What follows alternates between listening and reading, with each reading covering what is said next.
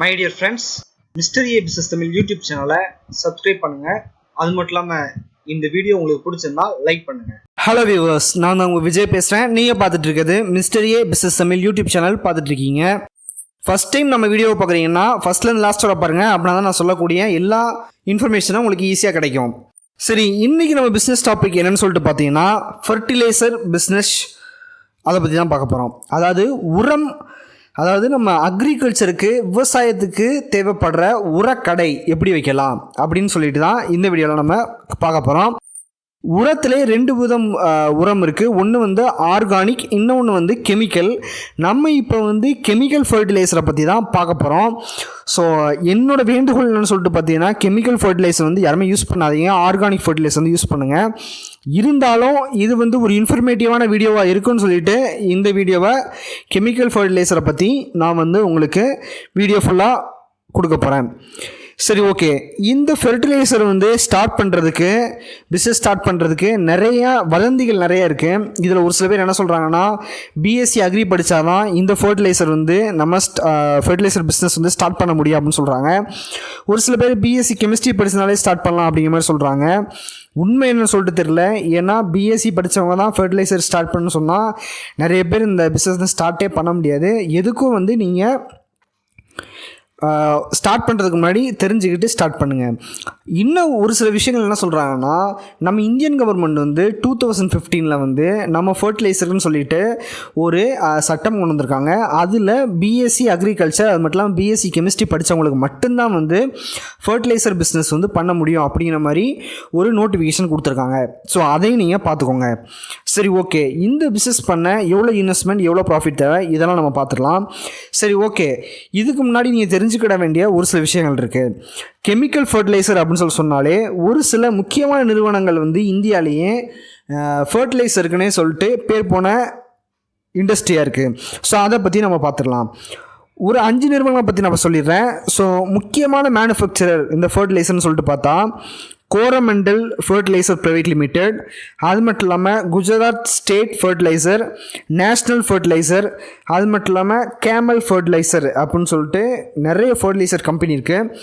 இதெல்லாம் முக்கியமான fertiliser company அப்படின்னு சொல்லலாம். இவங்க தான் வந்து நிறைய கெமிக்கல் ஃபர்டிலைசர் வந்து தயாரிக்கிறாங்க. அதாவது ஃபர்டிலைசர்னால் என்னென்னா உரம் அப்படின்னு சொல்லலாம். இந்த உரத்தை இவங்க தயாரிக்கிறாங்க. அது மட்டும் இல்லாமல் நம்ம இன்பெக்டிசைடு அப்படின்னு சொல்லுவாங்க. அதாவது நம்ம பூச்சிக்கொல்லி மருந்து, அது மட்டும் இல்லாமல் நிறைய விதமான விதைகள், இது மட்டும் எல்லாமே வந்து இந்த ஃபர்டிலைசர் கடையில் வந்து உங்களுக்கு கிடைக்கும். ஸோ அதுக்கெல்லாம் பார்த்திங்கன்னா நீங்கள் விதை வந்து ஒரு சில பேர் உற்பத்தி பண்ணுற கம்பெனி இருக்கும். ஸோ அங்கே போயிட்டு நீங்கள் விதைகள் வாங்கிக்கலாம். அது மட்டும் இல்லாமல் நம்ம இந்த பெஸ்டிசைட்ஸ், அது மட்டும் இல்லாமல் நம்ம ஃபர்டிலைசர் ஃபுல்லாமே ஒரு சில கம்பெனிகள் உங்களுக்கு தெரிஞ்ச, அதாவது லோக்கல்லே இருக்கிற கம்பெனிலையும் வாங்கிக்கலாம். அது மட்டும் இல்லாமல் பெரிய பெரிய நிறுவனங்களையும் வந்து நீங்கள் கான்டாக்ட் வச்சு வாங்கிக்கலாம். ஸோ அதுக்கு நீங்கள் கண்டிப்பாக நீங்கள் ஒரு எல்லார்ட்டையும் அந்த ஃபர்டிலைசர் யார் யாரெல்லாம் வச்சுருக்காங்கன்னு சொல்லிட்டு அவங்ககிட்ட விசாரிக்கலாம். இல்லைனா தோட்டக்கலைத்துறை அலுவலகத்தில் போனீங்கன்னா அவங்களே என்னென்ன ஃபர்டிலைசர் எப்படி வாங்கணும்னு சொல்லிட்டு சொல்லுவாங்க. அதை நீங்கள் கேட்டு வாங்கிக்கலாம்.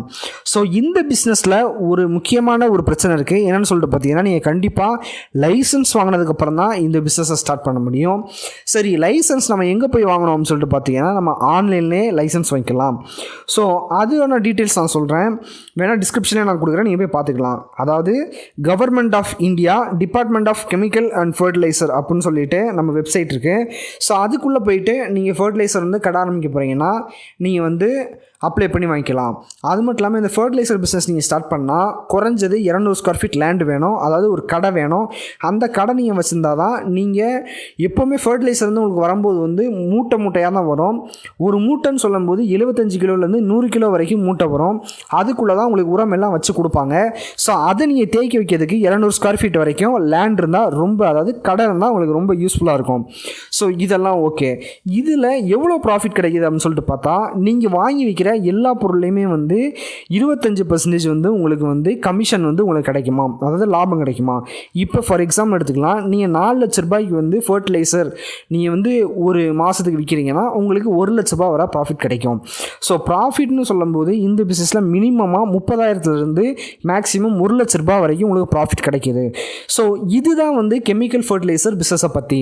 இருந்தாலும் ஆர்கானிக் ஆர்கானிக் ஃபர்டிலைசர்னு சொல்லிட்டு தனியாக அதுக்குன்னு சொல்லிட்டு இப்போ புதுசாக ஃபர்டிலைசர் வந்து எப்படி தயாரிக்கலாம் அதை விற்பனை பண்ணலான்னு சொல்லிட்டு நிறைய வந்து இப்போ புது பிஸ்னஸ் வந்துட்டுருக்கு. ஸோ அந்த வீடியோஸும் வந்து நீங்கள் ரிக்வஸ்ட் பண்ணிங்கன்னா நான் போடுறேன்.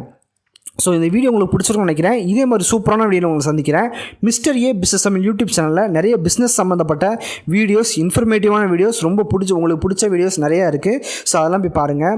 நம்ம சேனலை சப்போர்ட் பண்ணணும்னு நினச்சிங்கன்னா அமேசான் கீழே லிங்க் வந்து கொடுத்துருக்கேன், டிஸ்கிரிப்ஷனில் அமேசான் லிங்க் கொடுத்துருக்கேன். ஸோ அந்த அமேசான் நீங்கள் யூஸ் பண்ணி அமேசானில் ஏதாவது ப்ராடக்ட் வாங்கினா நம்ம சேனலில் சப்போர்ட் பண்ணுற மாதிரி இருக்கும். இதே மாதிரி இன்னொரு வீடியோவில் உங்களை சந்திக்கிறேன். உங்களிடமிருந்து விடைபெறுவது உங்கள் விஜய். தமிழ் வாழ்க. நன்றி.